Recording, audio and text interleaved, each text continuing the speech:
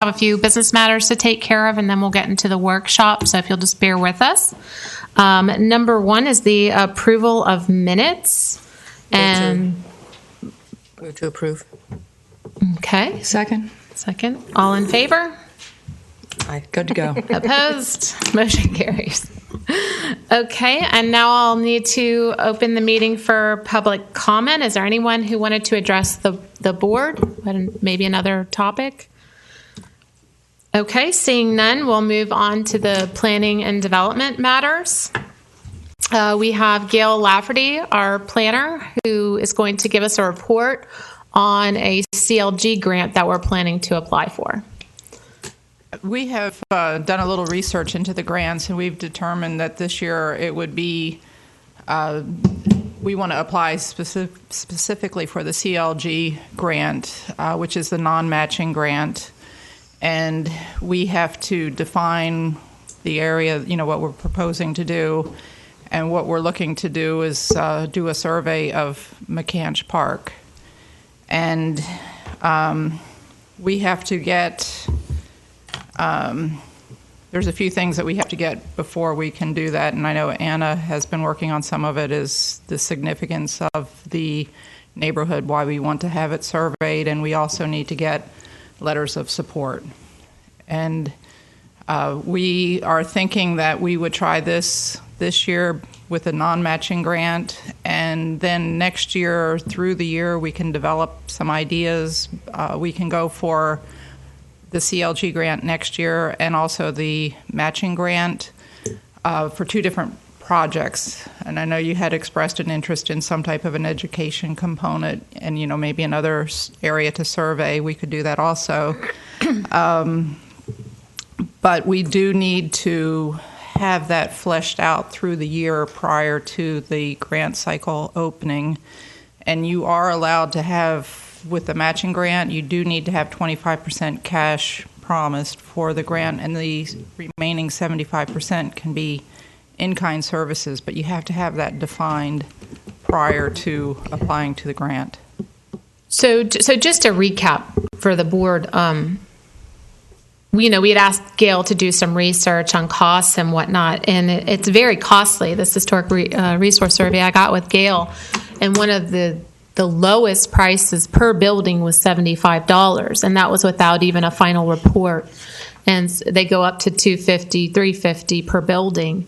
And so that limited the number of resources we could survey within the city. Originally, I know we discussed having a citywide survey, but with limited funding available, that's why staff is proposing that we focus on McCanch Park, which will help us complete that area just west of downtown. And so that seemed like the most appropriate area to focus on this survey for the CLG grant. So, Anna, the original survey that was done in, 1990. Did not include that region, so that's why we're... It did include that region, but only buildings built in 1940 and before. There were 11. And actually, and then we came to find out there were actually only 11 in McCanch Park that have been surveyed. So you can tell there's a lot of mid-century or a lot of buildings, visually built between 40 and 60s or 40 and 250. So we did a casual analysis, and that region represents the most homes that have not been mentioned before in survey literature. Right. Okay.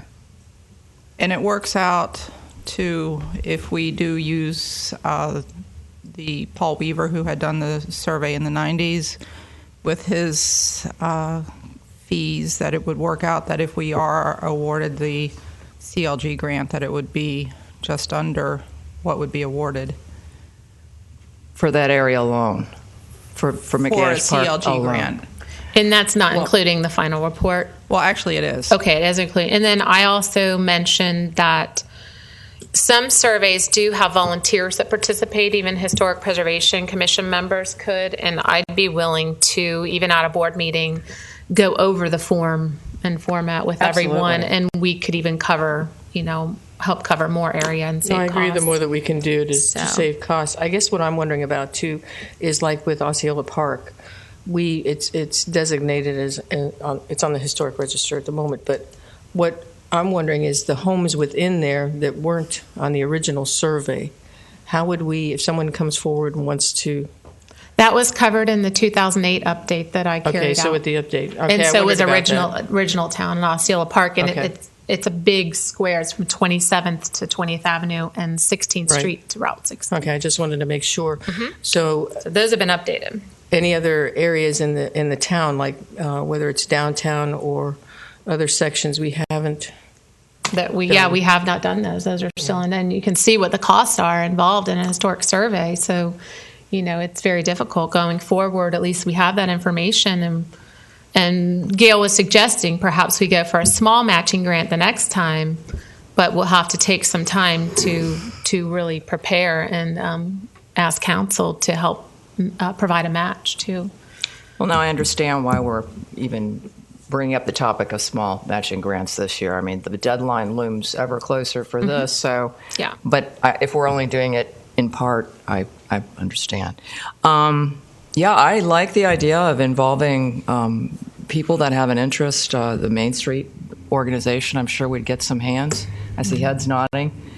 It just helps people more engaged and freshens their interest. And I wanted to mention also that there's a good possibility for us receiving the grant. There were only 8 CLGs last year that applied for the non-matching grant, and 3 received the grant. So, and they like survey projects, so they said that would be favorably Obtainable. viewed.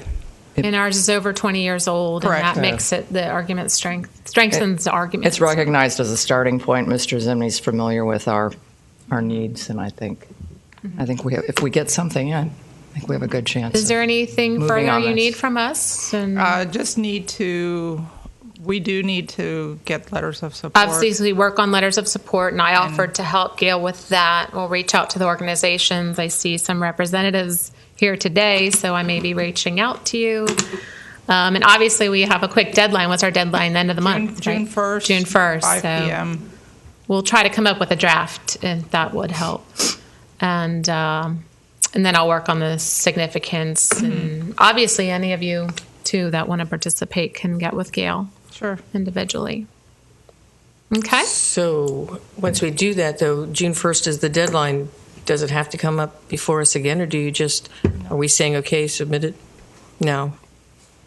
Okay. And do we need a motion for a letter of support from the Historic Preservation Commission to write a letter of support for the grant? Okay. That would probably be a good idea. I mean, obviously, they know it's coming from the city, but if we could have a motion to include a letter with the grant application from the Historic Preservation Commission. I make a motion to write a letter from the commission requesting grant support. Second.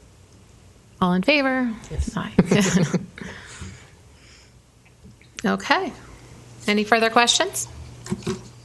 Thanks, Gail. Thank you, Gail. Good job. Thank you. Thanks, Tim. Thanks.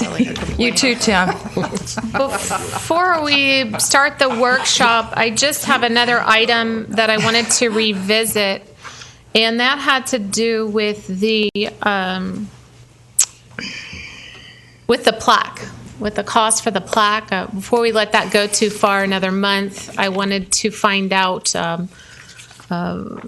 Deborah Atwell did go to council and presented the design for a local historic landmark plaque to the city council. And what's next, I guess, is we will need the pricing. Is that what you're handing me here? That's it. Okay. That's the number. So my question to you, to everyone, is, of course, 2 things.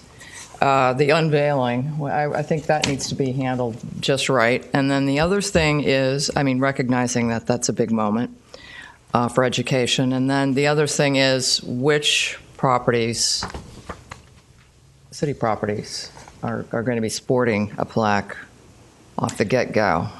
So I would like some discussion on that. And Well, right now, I'm wondering, because of timing, we need to go ahead and have now that you have the pricing, we need to go ahead and go to city council with a letter right? Which I can work with Tammy on for the consent agenda. So we can get that funding for the, what do we call this, a mock-up or an official?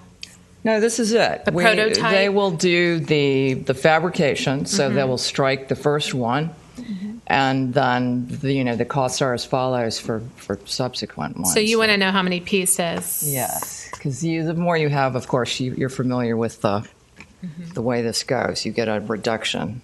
And we have In the price. Vero Heritage Center, the diesel plant. I'm so happy to hear you say diesel plant. Yes. And are there any other city-owned properties that are on the local register? Help me, Gail. I don't think so. I thought we had one more.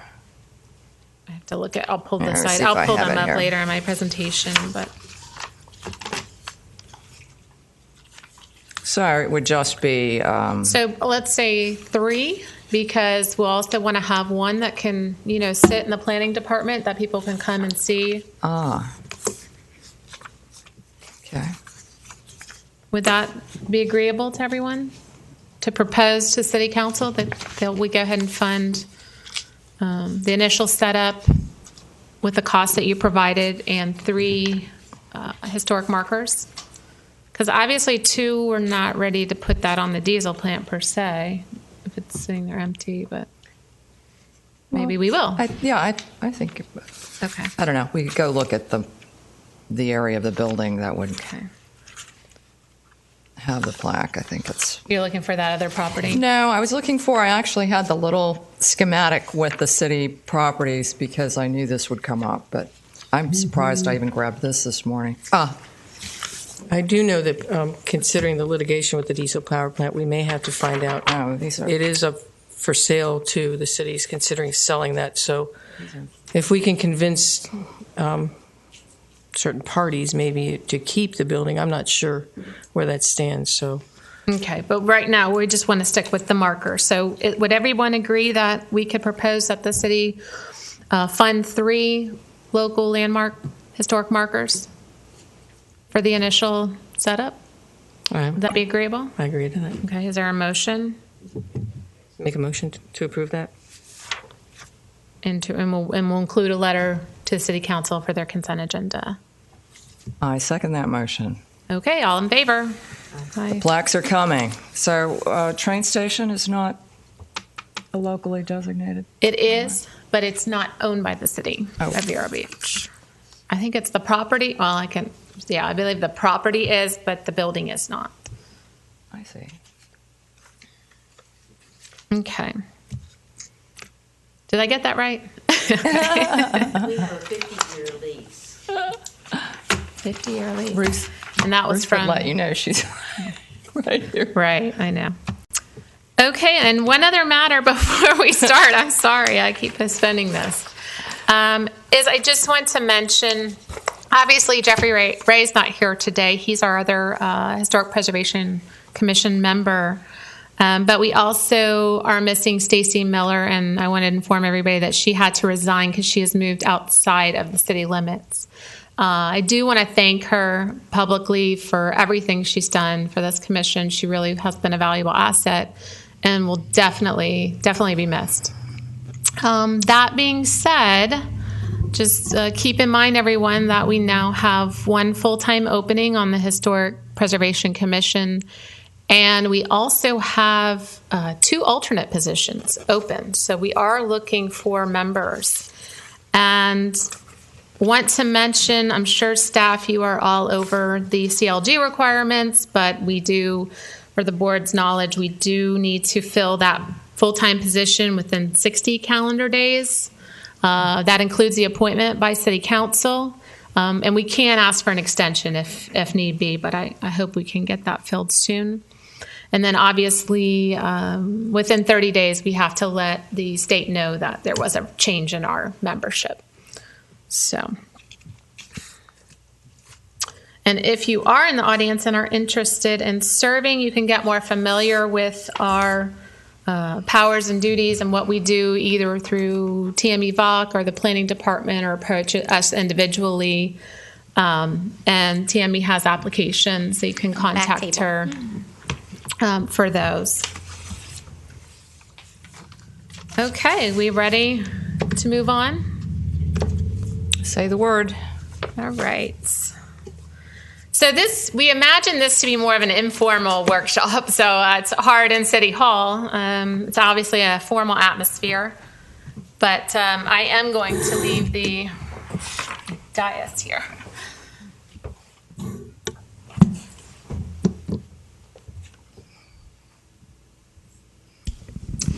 And what I'd like to do is I don't want to hear my voice all the time, so I want to make sure that my fellow board members realize too, I'd like you feel free to chime in on any of the slides. I have several slides to go through. Basically, for over a year now, this Historic Preservation Commission has really felt a need for outreach and engagement with the public, and especially with a lot of the local historic organizations. And I see several representatives here because you all are the ones that are in the front lines. You all are the ones talking to the historic homeowners. They're asking questions. They're wanting to do research. And I felt that it would be most valuable to make sure that you really understand what we do and what our program's about, because you're going to be the one a lot of times talking to those people. They're going to be coming to you for information. And Gail Lafferty is always here for support, our planner. If you need more information, you can reach out to her in regards to applications or information that's on our website as well. But we thought Historic Preservation Month is May, as many of you know, and this would be an appropriate time to just start a dialogue about the historic designation process. So, I'm going to suppose today that not everybody here, or who is watching on TV as well, really has an understanding for what we do as a commission. And you can feel free to read on Municode and our historic preservation section all of our functions, powers, and duties. But one of our most important duties is to maintain and to develop the City of Vero Beach local historic register. Now you may be asking us, and let me forward here. You may be asking, gosh, this Historic Preservation Commission, why do we need another organization that, deals with historic preservation? And much of the reason why we're here again is because the City of Vero Beach actually has the authority to protect the local historic buildings. And obviously it requires an owner's written consent. But that is something that makes us unique. Now, if you were to take a guess as to how many buildings are on the local register in the City of Vero Beach, you can raise your hands. How many of you would say there's over 50 listed on that list? Okay, what about between 20 and 50? Do you think there's 20 buildings? Wow, you guys aren't more knowledgeable. Okay, below 20. How many of you think that there are less than 20 buildings on our local historic register? Okay, there's a lot of you not voting here. Wait a second. Okay, maybe you find it surprising or not, but there's only 7 buildings on our local historic register. That does not mean that we don't have more historic buildings in our community, but our program's young. The ordinance was passed in 2008. So unlike other communities, the Treasure Coast area has kind of come to the game late. All over Florida, there's more than 50 CLGs, and some of them were designating buildings back in the 80s. But we came to the ball game just more recently. And so that is why we're here. We want to start getting word out about this local historic designation process. Because obviously, if you don't understand, if people don't understand what it means, then they're not going to participate. Another thing is that when we passed the ordinance, it does provide an owner's written consent. So we're not going to be as proactive. Our staff is not going to be out there trying to designate properties necessarily. It's really going to be an owner-initiated event. So we have to find a way to motivate, and I'll get into that today about the benefits and the incentives of being designated. Now, what is the Register of Historic Places? Well, obviously, it's a listing of the properties within the city that have been designated as an historic site or district by the action of City Council. It's also an official recognition by the City of Vero Beach, which brings some prestige with it as well. And by owning a historic property, you're definitely a steward of Vero Beach's heritage. Now, historic resources might include buildings or structures. They could also include objects or cultural landscapes, natural features, or groupings of resources, such as in a local historic district.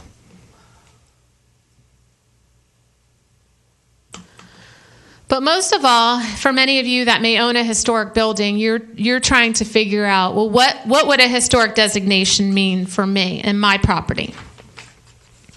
Now, historic designation can mean many things to many people.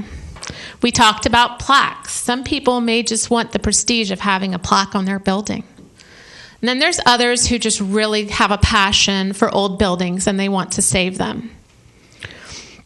Perhaps it's a family home that's been passed down for generations and you'd like to see that home preserved so that future generations can come and visit and see where their ancestors lived. And other people respect the historic architecture as well. But whatever the reason, whether it's an emotional decision or a financial decision or a little bit of both, in general, local historic designations are known to protect our unique sense of place. They can help protect a neighborhood's character, especially when there's a local historic district. They definitely boost civic pride, and may help stabilize and enhance neighborhoods. It also supports the recycling historic buildings. So definitely we jump on that bandwagon of the Green Building Initiative, because when you are doing a historic rehabilitation, you are definitely recycling a historic building versus demolition, where all of that material ends up in the landfill. And then, of course, there's also the city-passed tax incentive for rehabilitation. And I'll get into that in a later slide, but that is also a financial motivation to rehab your historic property.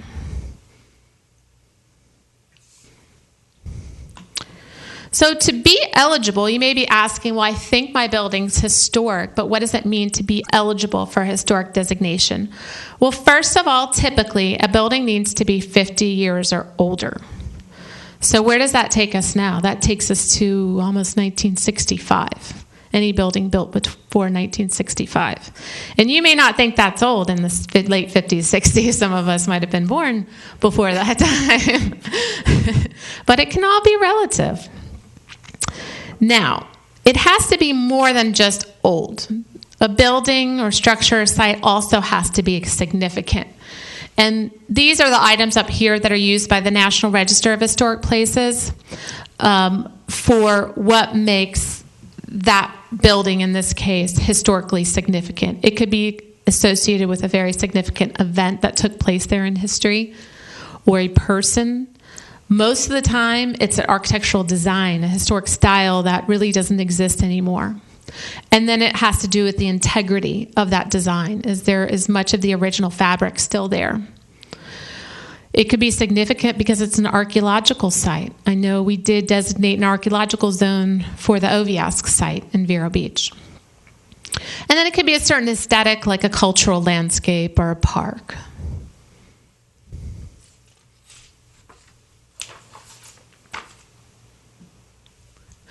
So once you decide that, okay, I think my property might be eligible, you may be wondering, well, what would be the process? What's the process for local designation? So obviously, your building's 50 years or older, and you feel like it's significant and it's eligible. So hey, congratulations. You have a historic building that's potentially eligible for the local register. You take a lot of pride in that home. And so you're going to ask yourself, what is it that I need to do? Well, obviously, you're giving your consent. You're interested, and you're going to provide written consent. You're probably going to contact and talk to Gail Lafferty at the planning department. You're definitely going to contact the planning department. You might get Gail on the phone. And she's going to have an application for you. It's also available online if you'd rather check it out there. You can go to the City of Vero Beach website, planning department, and is it forms, I think, is the tab? Forms, and you'll find a historic designation application. And then, depending on if you've done some research before, you may reach out to the local library, the Archive Center. Also, County Historian Ruth Danbridge is here, and Pam Cooper is with the Archive Center. So you may want to do the research on your own, but reach out to a couple of people. You also want to ask Gail, if your property was built before 1940, then it's very highly likely that there is a historic structure form on your building, so the information's probably already done for you, and Gail has copies of those in the planning department, so that's a great place to start, as it'll mention significance and have most of what you need to designate that building. But it's always good to get some more history and have some personal stories if you have them, but don't feel as though you have to do a lot of research before. Just reach out to Gail and with the application, and you'll go from there. So the process is, once you've submitted that application, that it will then come before this Historic Preservation Commission for review. Gail will actually put the final report together, and just like she presented the grant information today, she will present that information to us for our review. And we will make a recommendation to, if we feel it should be designated as a local landmark, we'll make a motion for a recommendation to City Council that there be a resolution to historically designate that building, which means at that point it would be proposed for listing on the local register. And that will be a public hearing too when we have that. And the next step is that we'll go to City Council, and they will take up the issue as well and decide whether to make a formal, at a public hearing, and make a formal resolution to list that building on the local historic register. And that's the process. It can take a while, but it's not too cumbersome. We want to try to make it the least cumbersome possible. So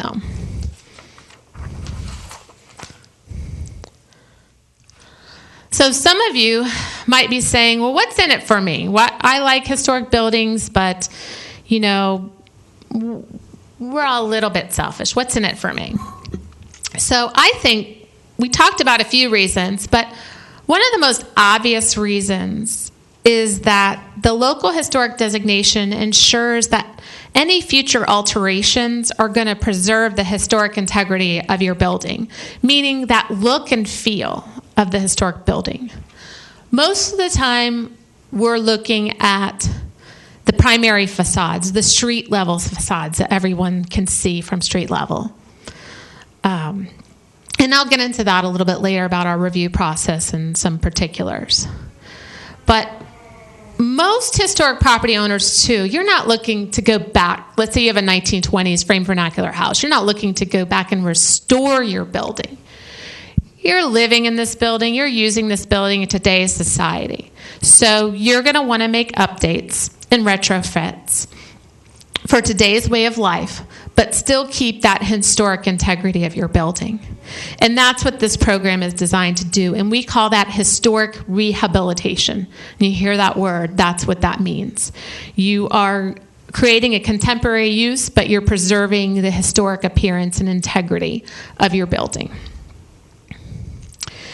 Now, earlier homes, they had a certain kind of craftsmanship and identifiable architectural details that just aren't found in new construction today. It would be way too expensive to recreate those details. And so those are some of the details, too, that our commission is looking to preserve, because that gives that special look and feel to your building. And then obviously we have the financial reason. We have the tax abatement. And how that works, it really works well for buildings that are in very much disrepair and you're looking to put in a lot of money and a lot of work into the exterior of the building. And that's what we look at, exterior alterations too. Not two, pretty only. When I'm talking about alterations and changing, we're not going to review what kitchen you're putting in. It's anything that requires a building permit to the exterior alteration. But so back to the tax incentive, which I call an abatement, is how it works. For instance, say you bought a property where the building was valued at only $40,000. You have on your property appraiser sheet, you have your land value and your building value. So we're only talking about building because that's what you're going to have an effect on. And you do a major rehab, it's in disrepair, and the property appraiser comes along when you've completed the work and you've gotten your CO, and they say, wow, this building's now worth $100,000. Well, that difference in price, what did I say, 40, 100, 60,000, you won't be taxed on for a period of time if you get that tax incentive granted from the city.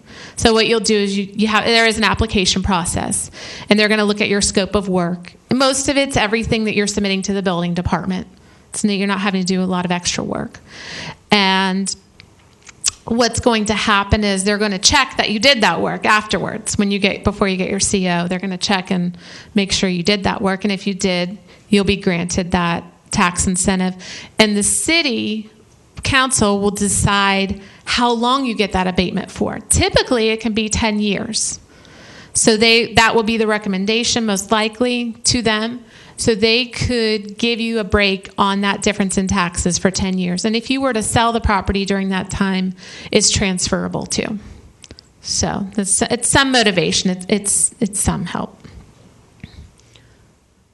And these pictures, just to show you, it's not that the building on the right is terrible, but it's just to show you that on your left, you have a building that has that historic look and feel, and they've preserved the integrity of that look and feel. And on the right, you have a frame vernacular building that someone ended up stuccoing over the wood siding. They ended up changing out all of the windows. You can tell it must have been in the 50s or 60s because there's now aluminum awnings in there, in the windows, and aluminum awnings on the front. But just some changes that they made without really thinking about the original design intent to the building. So it takes away from that historic integrity. And these aren't pictures of buildings in Vero Beach, in case you're wondering. So I tried to pick examples from outside our area.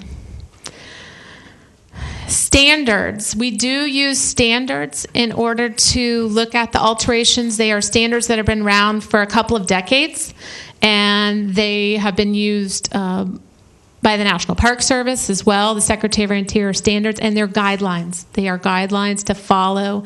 It's not really prescriptive. They're just general principles that we look at when we look at alterations. And as I mentioned before, again, rehabilitation, it allows for a contemporary use while preserving important character-defining features that are significant historically, architecturally, or culturally.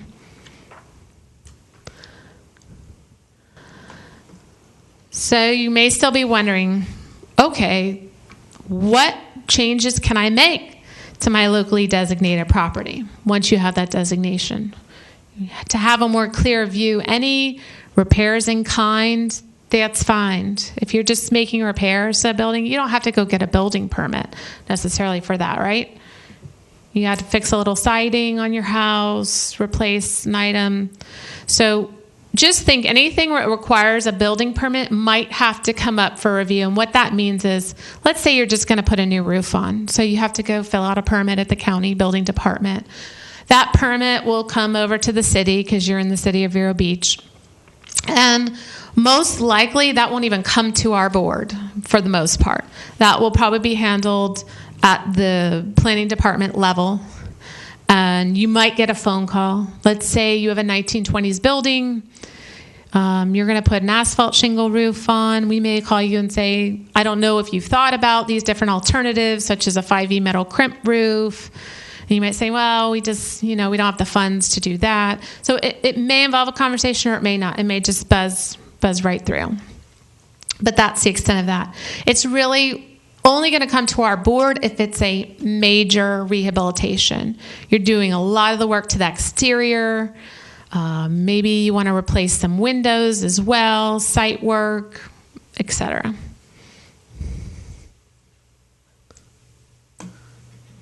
Okay. I had a little technical difficulty, so I have to get out of this presentation for a minute to show you what I'm talking about when I'm talking about work being done to historic buildings. But again, items that are reviewed, exterior alterations that might include extensive window replacement that would come before the board, especially the primary facade. Re-roof, as I mentioned, siding replacement that's not in kind. For instance, historic buildings, people still want to use vinyl siding, and they may want to take all their wood siding off their building and put vinyl siding. Obviously, that's going to come before our board, that proposal.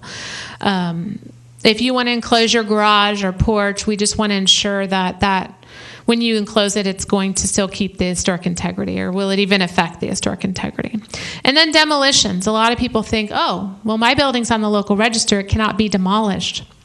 Well, that's not the case, actually. We do have...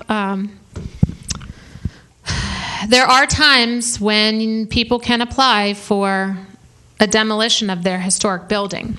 So this is an example of a building in the Keys of some exterior alterations.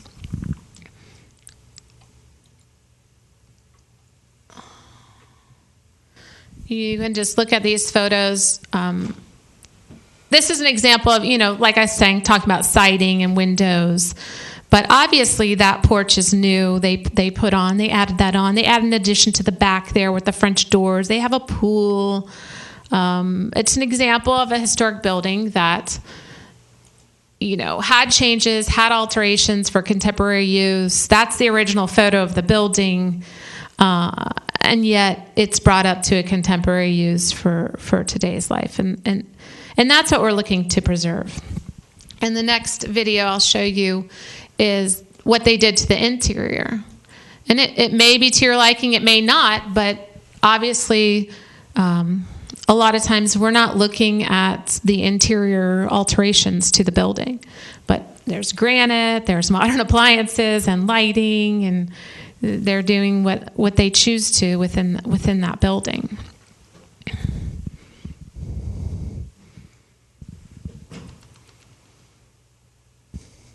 Stairwell in the attic space. So it's probably not a lot different than what a lot of you are doing with your homes too, if you own a historic home. Okay.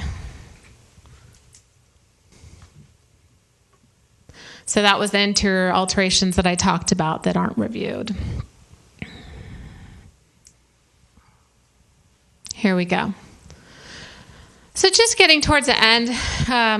And we'll have a little question and answer at the end if you want to come. I'll come around with the microphone if you have a question. But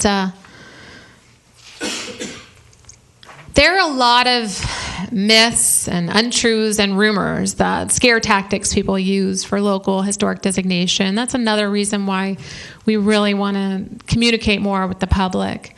So I have in bold, historic designation does not require approval for paint color. I can't tell you how many people come up and say, well, I can't paint my house. You can paint your house bright purple as long as it meets city code. We are not reviewing paint colors. I mean, I may not recommend it, but we don't do that. We don't affect how your property is used. The Historic Preservation Commission does not do that. That's planning and zoning, deals with use of buildings. We don't require work to your building as long as you're not being in trouble with code enforcement. That's a different board.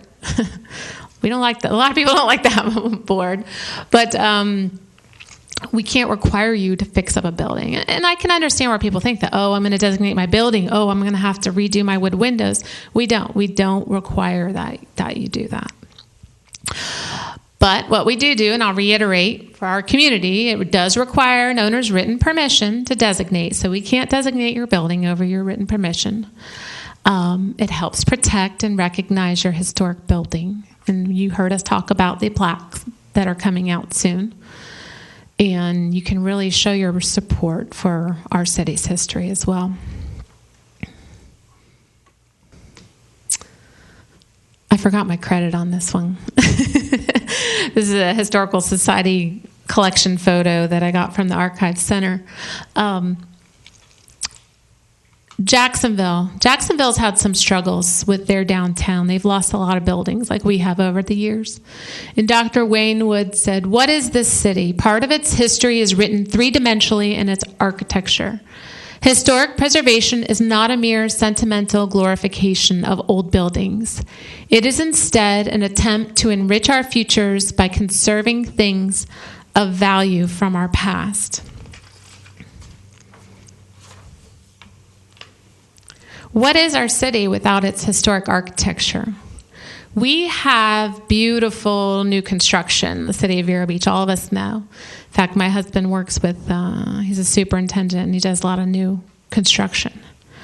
But we also have some beautiful historic architecture, and if we don't protect those places, that sense of place, that look and feel that we like so much about the City of Vero Beach, it will erode and it will change. I don't think people understand that enough, how much the historic architecture in the city contributes to that sense and feel and pride we have. We don't want things to start looking so homogeneous like, some of the new housing developments do. We like these historic neighborhoods because they have such a variety of architectural styles from over several decades. And that happens only over time. So we, as preservationists in this commission, we want to help support the protection of that. I think this building is interesting. Can anyone tell me if they know where this building is? Raise your hand. Don't be shy. It's near the post office. Okay, this obviously from the picture, when I saw the picture, it was the Indian River Citrus League. Does anybody eat Japanese food? Now I've forgotten the name of the restaurant, but The Kata, the place Kata, the Thai. Kata? Yeah, Kata. We were just there the other night. Well, go back and look and see if they think that historic facade is just covered up. It may not have been removed. It may just be underneath another era. They thought, well, this isn't in style anymore. We want to update this. We want to enclose the windows. But look at what that building was. You see the glass block at the entryway. Those are those character-defining features I was talking about, that you want to preserve. And a lot of times those features can be underneath a facade, and all it takes is revealing them. And, this modern style is gaining more and more in popularity, too. So, well, I want to thank you all for your time. We did put together a list of resources that we'll probably put this, this will be on YouTube, right? This presentation today. So we'll have them there, but we'll make sure those resources are available for everybody on the website too. Because we do have a list already on our website. But now I'd just like to see the board members want to comment, and we're here too. If you have any questions, I can come around to you, or you're welcome to come to the podium to ask us any questions. Does anybody need an application? Pass them around. Yeah. Anna, I think everyone, of course, realizes that we're here to invite designation and that we're just in our infancy period. So we're trying to get some energy going. There are so many misconceptions, and once all of you understand implicitly what the goals are and how to get them and how the community benefits from them, it would be wonderful if you can help correct those misconceptions, because they certainly are a detriment to progress.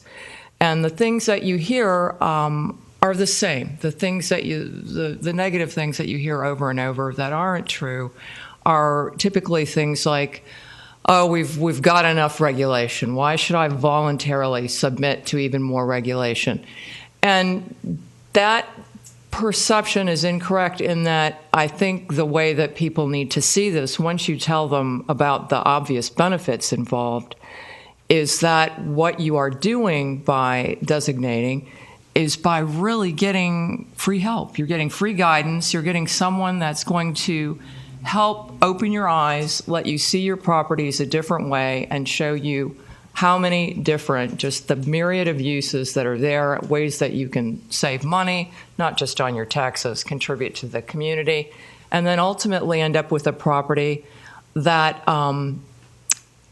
is distinctive in a way that new homes can't be, because it has a history in that sense of place that we're talking about that kind of defies description. But you feel it when you go in. You go, this is where we're coming tonight, and why is this place exceptional? It's something you sense more than you can even express many times. And another thing is people say, well, it's a money pit. Why did they ever make that movie? But that is also not true. I mean, you can, any house, how many new homes have we built where the change orders pile up and you go, it started off as a what house? Look at us now. So that can happen with any house. But with old houses, they really have a black eye for that. They don't really deserve it. Case in point, I'm guiding the renewal, the restoration of a big property in upstate New York. And one of the first things that were addressed is windows, because the place has close to 70 windows, this house. And so automatically the owner assumed that they would all, it's a turn-of-the-century home, have to be replaced. And that was said very casually. The numbers came back, and it was over $1,000 a window for, and nothing, period, but truly, now they make new windows that certainly would be approved in a heartbeat. You have vast selection. So this gave him pause. Once we priced out and the original windows have the higher insulation factors, or they are competitive with the ones that were being replaced with the new ones, the new age windows. Once you priced out cleaning up, removing, redoing I won't bore you with all the little inner details of open heart surgery on windows, the glazing. He was saving money by putting the original windows back into the home. So, and they were just as energy efficient, if not better, in some areas of the house.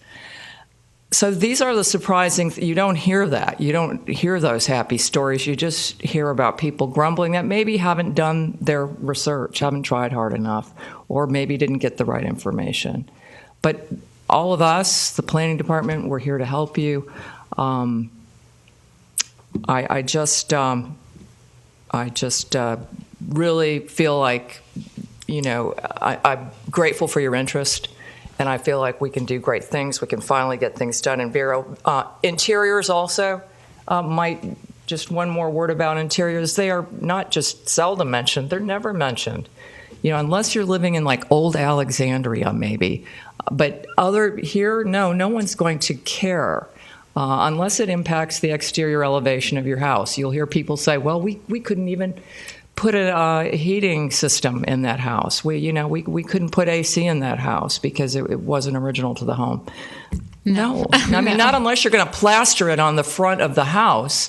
On the exterior, it should not be an issue. We might have resources that maybe people you're talking with don't have as well. I remember there's special air conditioning systems too for historic buildings that don't impact the historic fabric. I know, like that Unico system. It's just really the splits that they're coming back too. Right, the split mainstream. Mm-hmm. And we may be, reading some resources may mention about different ways that can affect historic buildings. That we're a resource for everyone as well. I find there's a large misconception about renovation, which happens to be how we got started with this, and more often than not, older homes are not in as bad shape as people think when they purchase them. More often than not, the homes are not as in bad shape. Renovation is, I find, misunderstood. And more often than not, when you go in and do, now with home inspections, if you've got a resource like us where you understand more about historic conservation, historic renovation, then I think you've got a leg up when you go to purchase your home. You'll know what you're getting into and what you're in for. And most people do it out of the love of the home anyway, so it becomes a moot point sometimes. But I find a lot of the windows around here is still intact, which is very interesting. In the older homes, I found a lot of original doors are still there. More often than not, it's just some minor repairs. I even find it interesting that they held up during the hurricanes. I find it interesting that termites don't seem to get at them as easily as people are led to believe. So if you're educated and you understand more about the actual construction of the home, the actual characteristics, then you have a leg up as far as what you're going to be putting into your home. It's interesting to note that it actually does take less to take care of an older home once you've got it to what you're comfortable with, and there's still that interest in the patina, the older look, and so you're not even doing as much, to make it sterile or brand new. So there's a lot of different things that go into it.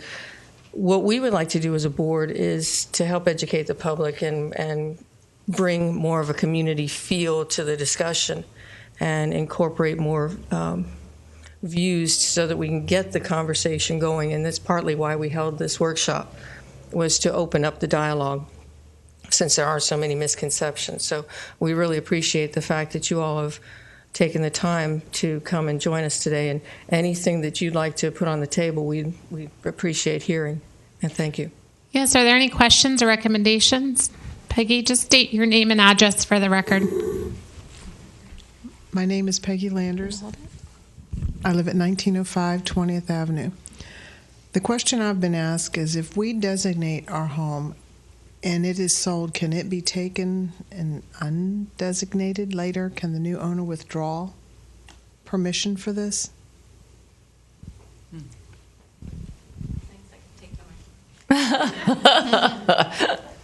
You're not ready for game show hosting yet. This isn't a question that we want usually as preservationists, but it's a good question. Because I have colleagues all over the state that do deal with this question. I believe right now our ordinance does not speak to de-designation, and I see Gail frantically looking at our ordinance, which is good. Okay, you cannot. Okay, so as of now, no, you cannot. Because what happens is that sets a precedent. It's already the fact that our ordinance requires an owner's written approval, but once you have a de-designation, it sets a precedent that's okay. So it's meaningless. The designation becomes meaningless.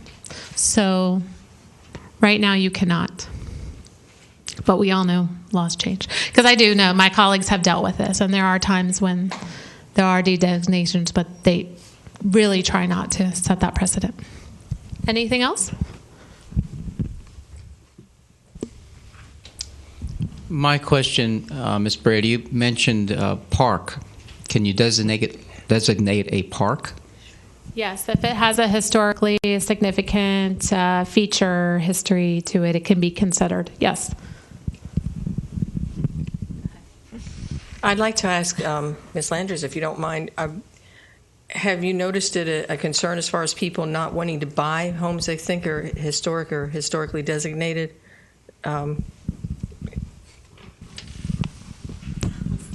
No. I've not had mine for sale, so I don't. And my interest was, my husband and I are interested in doing this because I have a lot of family history vested in the property I'm on.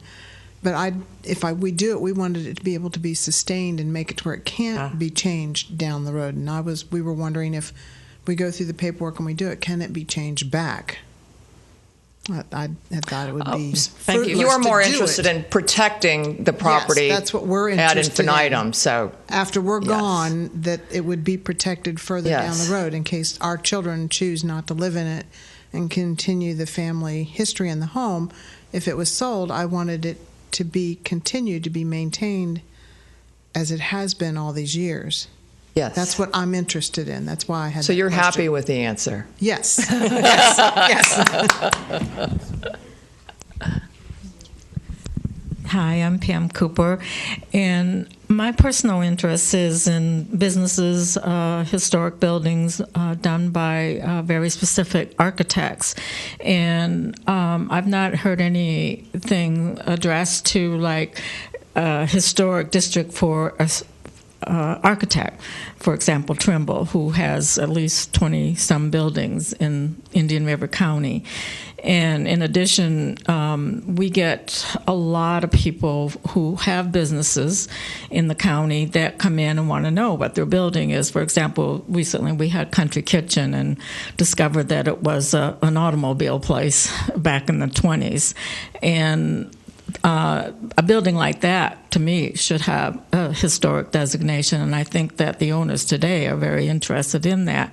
Is there any kind of focus on businesses? What a great idea. Now, I heard your question as it related to an architect, and in speaking to that, it definitely, the architect plays an important role in the historic designation of a building, too. It can be significant if it has its historic integrity still for that design by that particular architect. And your other question had to do with business per se, and I don't know if you can clarify that. Obviously, if Country Kitchen, if the architecture, what period was that? What was it? When was it built? Okay, so I'm familiar with that building. It's obviously been altered significantly since that period. But here's a good point, too. Any documentation, original documentation of what it looked like originally, too.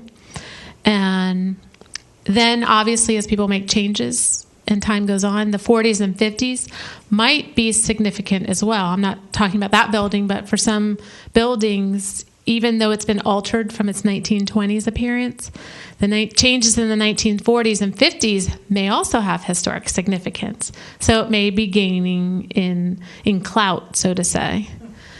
But again, your question as far as a business? Well, anyone who owns my favorite one is the Farmers Bank, Indian River Citrus Bank, whatever you want to call it, now called Vero Furniture. I just would love to see that building, designated and preserved back to its original, what the Mr. Trimble had designated it for. So I think I understand your question then. Yes, homeowners or it's really property owners. Property owners of historic buildings are eligible to apply for a historic designation of their building. We can't make them restore it back to what it was, but they are eligible to apply for that designation most definitely, especially in the downtown area, because that's where, even they could look at getting it on the National Register of Historic Places too, and really maximize those tax benefits to make it more financially viable to bring it back. So, does that answer your question? Okay. And please state your name and address for the record. I'm Elaine Jones, and I'm with Main Street, and almost weekly, I get somebody asking me about the old theater, and I just wondered if you could tell me the history a little bit. No, I'm not the person. You want to Ruth is raising her hand. That's a Trimble building, too. Save me. And my name is Ruth Stanbridge. I'm the county historian. I live in the county, 4835 66th Avenue. And before your commission was here, the Historical Society in 1983 started to begin to do historic preservation. And many of those 7 buildings in the city that you mentioned, we were instrumental in encouraging people, and we were novice at this too, and we were just trying to make sure that people understood exactly what you're trying to get them to understand today. Hopefully we have now a track record, and people are looking at these buildings and know they have adaptive uses, and that leads me back to the theater. Bob Brackett was fabulous in bringing that back, and there's still potential there for the interior of the building to be brought back as a true theater like it was in its heyday. But Pam is absolutely right. We have an architectural preview throughout the county and in the city of Trimble for one, and we have several more that may be picked up in this new survey that you're going to be doing. It'll be interesting to see. And I wanted to mention what Deborah was talking about. These buildings do hang in there during the storm situation. I worked after the hurricanes out of county in Osceola County and down in Okeechobee County, and the historical buildings seem to hang in there much, much tougher than the buildings right next to them that were in shambles. Yeah, so I want to strongly agree, because I worked for the city of Fort Pierce at that time, and we did FEMA work right after, and the historic buildings fared much better than those 80s, 90s buildings. And Anna, you probably got the same reaction I did when people thinking those would be the first ones to go, yet they were the ones that were hanging in there. That was the main motivation, main consideration in construction back then. Think about it. No air conditioning. I mean, you had to inherently know that you were ready for weather and to make it as pleasant as possible and safe. So, and your materials were very simple materials, and they usually were homegrown. So, they hung in there. But that was a great observation, and I think with historic preservation, we have a lot. Calling the Historical Society, people asking to find them historical homes that are on the market. So there is a market out there for them, and we encourage people to do that. Thank you, Ruth. It's interesting to note, like with our house, was built in 48, so we're still in the process of. It didn't qualify before with the original survey, but we're in the process now. But in the interior walls, it's diagonal construction, and so with the winds, the building shifted. Yes, it's got cracks, but I don't mind. So you learn to live with them. It's part of and you learn how to repair some of them. The others you learn to live with. But it's got the original wood floor. It's above ground. The garage next to us, which is part of the original, it's part of the whole property, but it built at the same time. But it's on the ground level. The property flooded after the dual hurricanes, after the second time, but the house did not. So, and I remember at that time, I think Mark Satterley was the planning director at the time. They were starting the flood program because they were trying to do things to mitigate, to prevent problems next time. And here, a lot of the older homes are already above ground, didn't have that problem. And we flooded in an area that's not a floodplain. So there are a lot of interesting features that people aren't aware of because we've been sold new, and we're in an age where everything is instant. And with text messaging and all these things, and it's sometimes difficult to take a step back and relax and enjoy, and that's part of the old home too, because another feature like with our house is the yard. It's so enjoyable just to go out there and you take a moment, and people forget that. In a lot of the newer homes, you've got a straight front yard, and you don't have much privacy, even if it's just a little bit of that sense of just a little bit of privacy.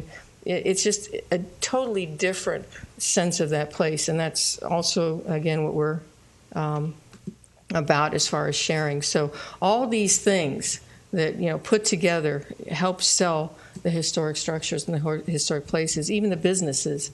They have a sense of. I love the way Garage Pizza has been put together. With the old, it's a pizza place now, but it was an original gas station, I believe, right? If I'm not mistaken.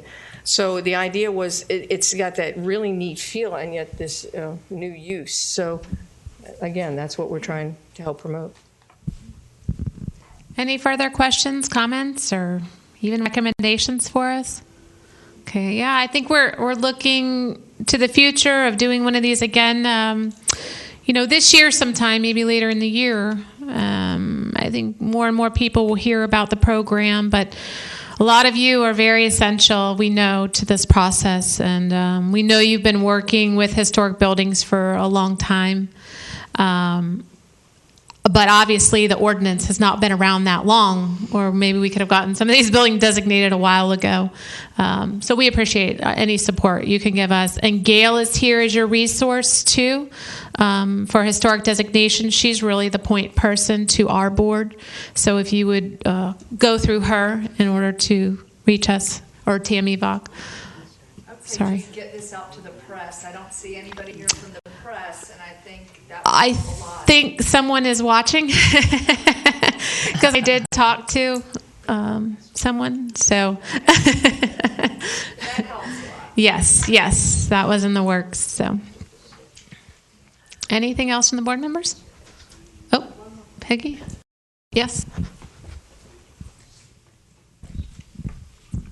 Can a whole neighborhood become a designated? I mean, like, if a lot of your homes meet the criteria, can you? I mean, I'm curious about that. I think you're asking if there can be a local historic district, and is that what you're asking? Or a multi-nomination? That would be a local historic district at that point, because otherwise it's individual homes are going to apply for designation, individual property owners. But can there be a lot of homes within? Oops, sorry, can you repeat that? I know to get a historic district in a neighborhood is much harder than to get multiple homes within. Like around my home, I can see 3 or 4 homes from my property that I feel would qualify for this, whereas maybe not the whole neighborhood would be willing to do it. Mm-hmm. Is that feasible in a neighborhood to get multiple homes without the whole area being designated? Well, typically if you're talking multiple homes and if they are in close proximity, you're still going to have your individual homeowners Right. apply for individual designations. If you're saying, well, this person here doesn't want it, but this person does, it's still hard to create a district. But we could definitely look at it. The planning department, when I say we, I mean the planning department, not us yet. You still need that consensus, right? So Yes, that's what would You be need the hard to get. consensus because you're still affecting a large piece of property, and you'd have to draw the boundaries such that it may not work. Because if they're not right next to each other, if they're all right next to each other, it won't work.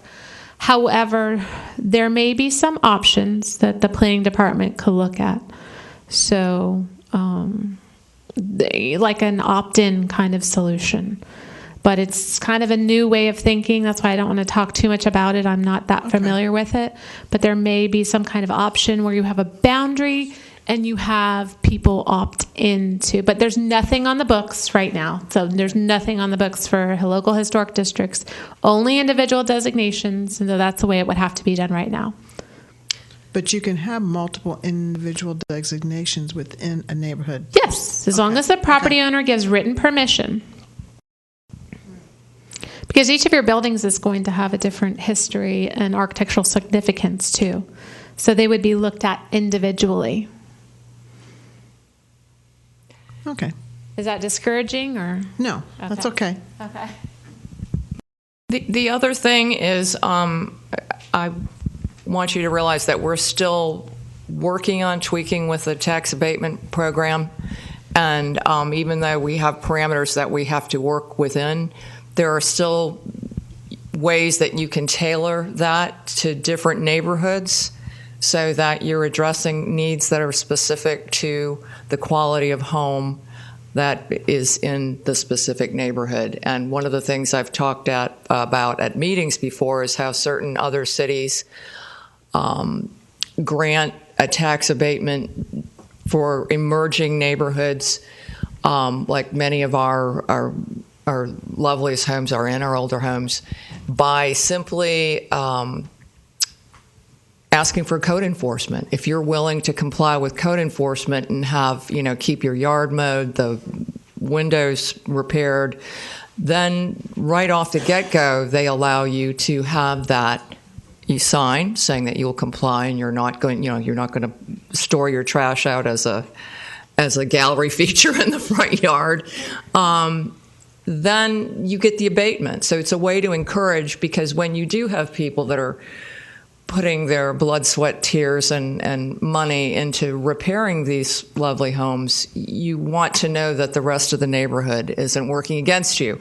So you can at least count on them, complying with code enforcement, with cleanliness and certain things that, we, of course, take for granted, many of us. So Then if someone comes along because they've seen your property and others like it that are absolute treasures, they're going to be more inclined to purchase perhaps houses that are just doing the basics to not look like blighted properties. And then they will be able to take advantage of an ad valorem if they decide to restore their properties. I hope that helps. So there are a lot of ways to approach restoration. I know this is outside the realm of what you can do or the city, but maybe somebody can pick up on it and doing an honorary designation. I know of one home in mind right now that it was built in the early mid-20s, and they have kept it just exactly how it was. And I mean, it's just incredible. And I'd like to, I've often told them, I said, I would like to honor you somehow and let you, let other people know what you can do with an historic home. Has anybody ever thought about, seeking out people who do a great job with preserving a home? Actually, go ahead. We have talked about inviting people with properties just like that and making them aware of the fact that this exists. The homeowner would have to participate in the process. They would have to. It wouldn't be something you could give them as a gift, obviously. But certainly recognition, we were going to come up with a recognition program. Maybe an honor roll Yes. of some sort. Well, we are in the works. Go ahead. It wouldn't be local designation. That they might consider it after receiving the honor, but exactly. But those houses certainly deserve we are already in the process of developing an awards program. That's probably our next meeting. We're going to be talking about that next, and that very subject came up. Perfect. Stay because tuned. we only have 7 buildings that are designated. It's coming up with an award for responsible steward of a historic property. Good. That's good. Okay. If there's no one else, I will adjourn the meeting. Anna, I know we have Main Street people here today. Is there any news? I mean, would you like to share anything positive that's happening downtown? I have to open the meeting back up? Huh? I'll open the meeting back up. Oh, have you closed it? Yes, I just turned it. Anna, that was fast. You wanted to find out if anyone wanted to speak? Well, we started talking about facades and things, and I remember reading about grant facade programs, and I wondered if anything was being done to maybe reveal other original facades downtown, or if anyone has even. Was there anyone from Main Street that wanted to speak on that topic? No, I don't. No. Yes, no? Did you, Linda? No, I don't think so. I'm not going to put them on the spot. They're the deer in the headlights. So. But obviously, can reach out. Yes, thank you. Okay. We're here. All right. Motion to, I can just adjourn. Yes. All right. To adjourn. Thank you. Everyone.